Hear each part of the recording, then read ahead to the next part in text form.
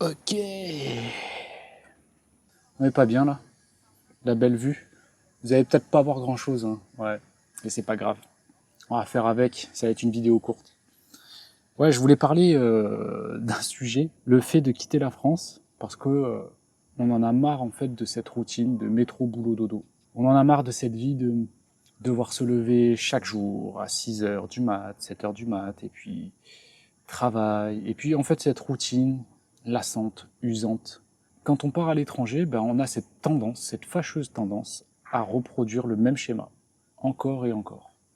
On quitte la France en se disant j'en ai marre, je veux les tropiques, je veux me la couler douce, tranquille, je veux plus passer ma vie à devoir me lever tôt pour aller travailler, à avoir des obligations. Et en fin de compte, ben, on reproduit exactement la même chose quand on part à l'étranger. Bien souvent, on part à l'étranger et on se dit bah, je vais créer une entreprise ou je vais chercher un contrat de travail, donc je vais chercher un employeur. Et en fin de compte, on retombe exactement dans le même schéma.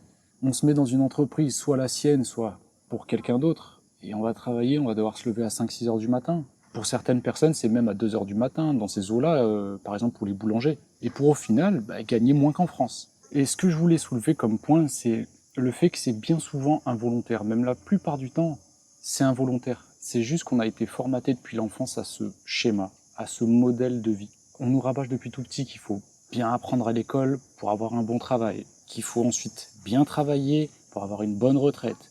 Et notre vie est drivée en fait par ça. C'est ce qui fait que depuis tout petit, on apprend à se lever tôt, à mettre en place cette routine, à aller travailler, à apprendre, à devoir rendre des comptes, etc., etc. Toutes ces obligations. Ça va être un peu cru ce que je vais dire, mais c'est un petit peu comme les esclaves qui ont été libérés, mais qui voulaient le rétablissement de l'esclavage parce que, en fait, eux, ils peuvent pas s'y faire à la liberté, ils pouvaient pas s'y faire, et du coup, ils étaient mieux, ils s'épanouissaient plus. C'est hardcore ce que je dis quand même, mais voilà, c'est historique, les gars. Ils s'épanouissaient plus dans l'esclavage. Et quelque part, ce que je veux dire, c'est que c'est un peu la même chose avec nous.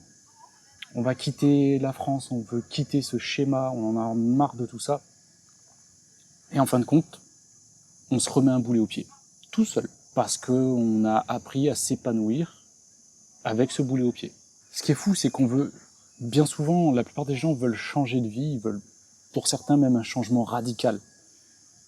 Et le premier réflexe, quand on arrive à l'étranger, bah, c'est de vouloir se rapprocher de sa communauté. C'est les Français vont vouloir se rapprocher des Français, on va dire les Français musulmans veulent se rapprocher des musulmans, et ils veulent pas se mélanger en fait. Du coup, ce qui se passe, ben, on reste que dans sa communauté, ou au pire dans la communauté plus globale mais expatriée, et du coup, ben, en fait, on n'est pas avec les locaux. Puis aussi, on vit dans le luxe, à l'échelle locale, même si pour toi c'est quelque chose qui va être similaire à ce que tu peux trouver un peu n'importe où en France, mais bien souvent, à l'échelle locale, ben, tu vis dans le luxe, ce qui fait que tu ne vis pas au milieu des locaux.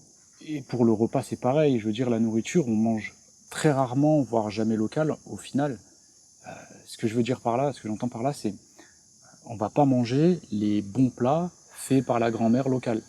On va manger, si on mange local, en fait, ça va être dans des restaurants, ça va être de la nourriture aseptisée pour plaire au palais des occidentaux, en fait. En fait, le but de cette vidéo, c'est d'essayer de pousser à la réflexion. C'est de te demander, c'est quoi le but, c'est quoi le projet, c'est quoi le programme, au final, de ton expatriation.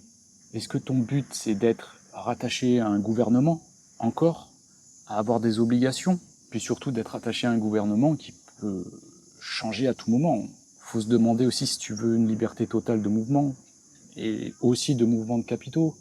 Donc c'est des choses qu'il faut vraiment réfléchir, c'est pour ça que je fais ça. Donc voilà, à partir de cette vidéo, j'espère que ça va te pousser à la réflexion, à vraiment réfléchir sur le but, parce que c'est une question existentielle quand même, quelque part c'est une question existentielle. C'est de se demander, c'est quoi le but de notre vie? Puisque si on nous enlève ce schéma de pensée, ce formatage qu'on a eu depuis tout petit, qu'il faut travailler, qu'il faut se lever, travailler, et continuer, et faire ça jusqu'à sa retraite, et encore la retraite, ça c'est pour nous les Français, on va dire l'Occident. C'est pas comme ça dans le monde, hein. La retraite ça n'existe pas pour la majorité de l'humanité, ça n'existe pas. Il n'y a pas de retraite. Donc c'est vraiment de pousser la réflexion sur ça. Voilà, qu'est-ce que tu veux faire? C'était une petite vidéo, je sais pas, ça n'a pas vraiment de sens, mais bon. Bref, mets un like, mets un commentaire, et puis voilà quoi. Soutien. Allez, salut.